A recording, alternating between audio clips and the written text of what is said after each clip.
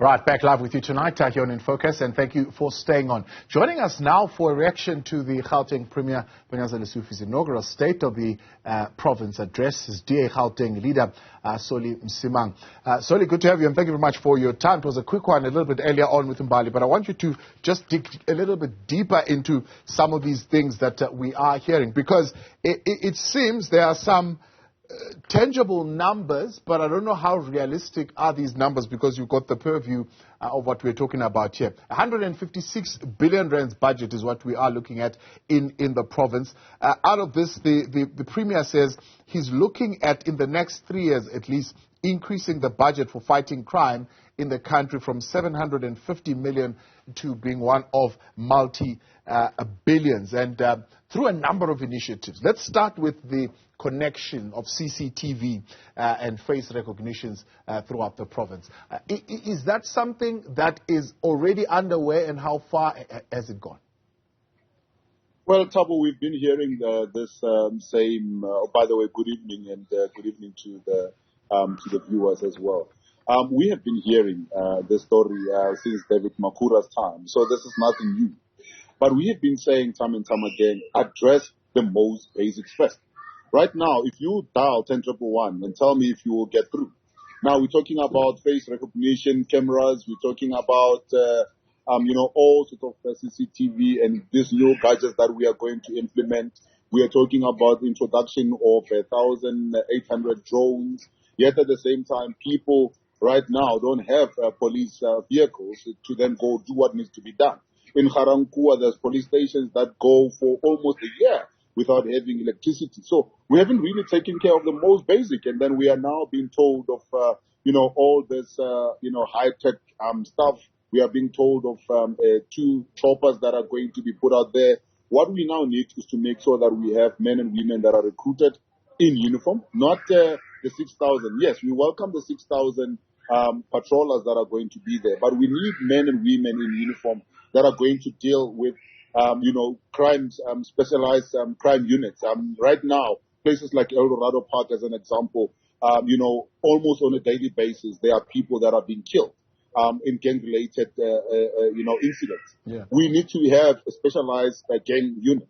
We need to have a unit that also look at ensuring that every police station have a specialist that deals with issues of gender-based violence. I mean, right now, if you go to certain police stations, as an example, you will be told that you need to come up, the next day during office hours, to be able to be assisted, because then these people then work what they call normal office hours. That is unacceptable. Crime doesn't wait, for office hours to happen. And therefore, that's the kind of basics that we're talking to. And unfortunately, that was not given to us today. Yeah. Let's talk about those basics. I mean, 400 new police cars from the 1st of May. The EFF raising a question of how well we are taking care of the current fleet that we have. So of the current fleet that we have, how well are we taking care of them, and can we take care of it to the point where we are saying we now can buy 400 more?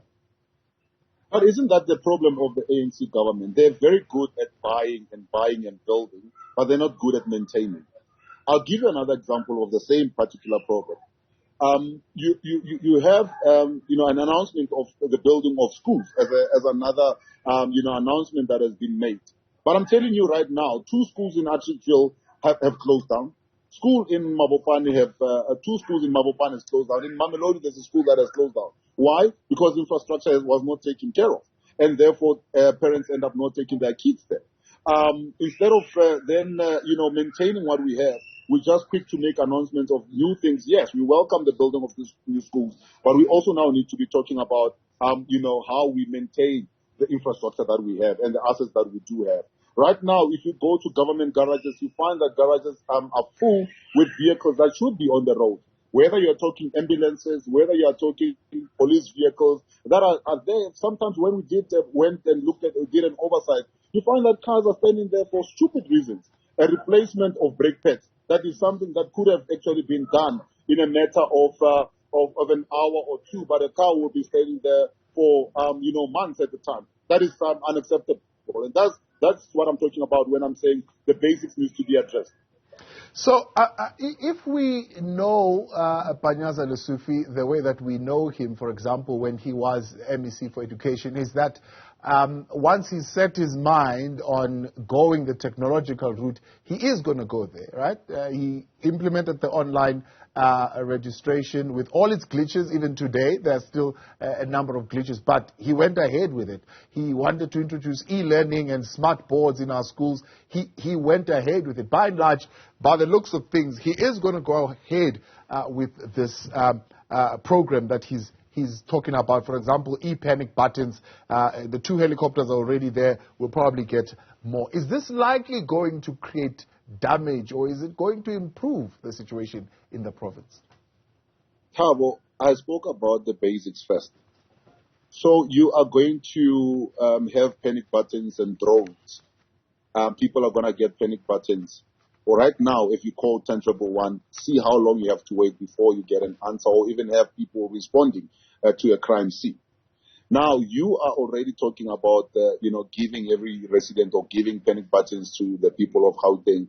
And how do we expect the policemen and women to respond? With what? Today, then fly over to you on wings, for them to be able to then respond to a crime scene when those panic buttons are then pressed.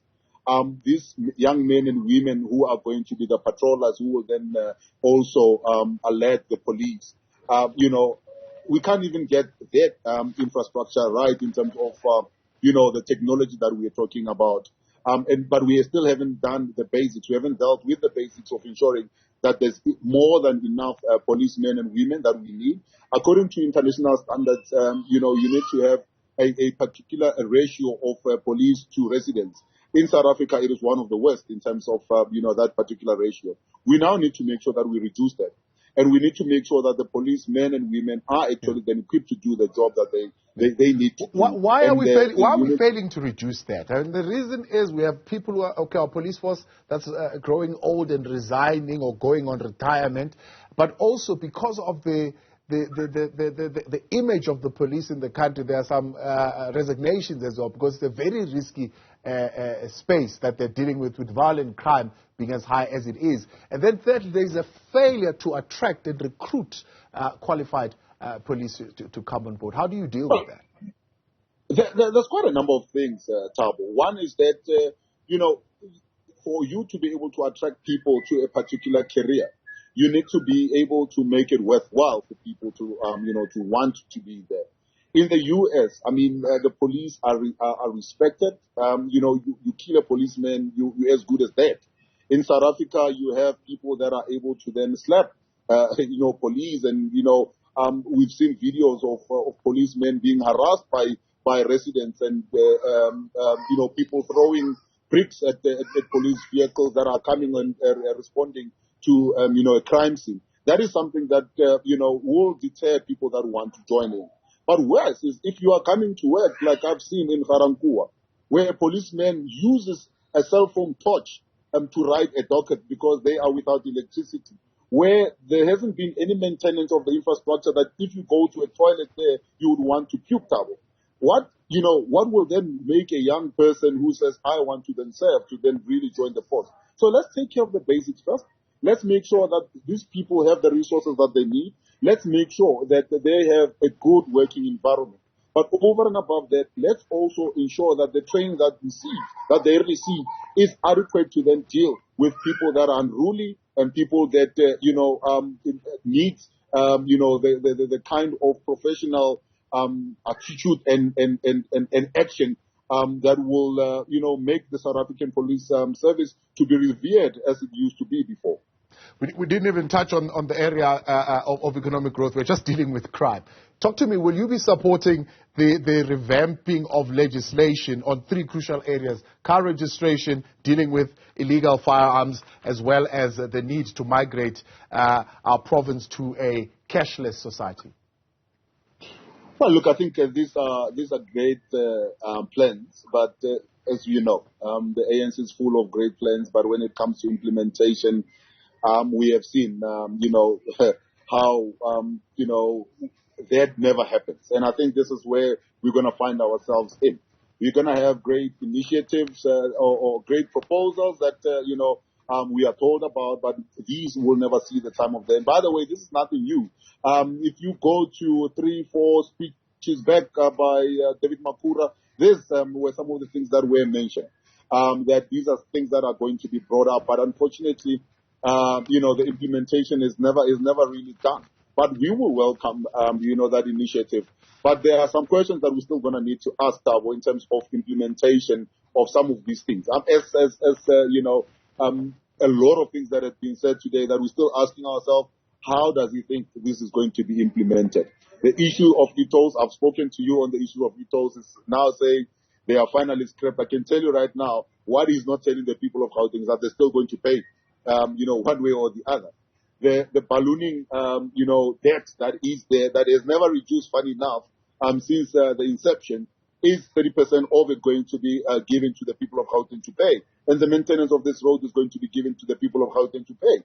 But what we are not being told is that Gauteng doesn't have any new money. Therefore, they will still have to, cut projects. And not build houses or clinics or hospitals in order for us to be able to then pay, for this particular expenditure or bill that, is unwanted, unjust, and really the people of Gauteng have said no to. Solly Msimanga, I appreciate your time. Thanks so much for coming on. That's DA leader in Gauteng there, Solly Msimanga. We'll leave it there for now. Lots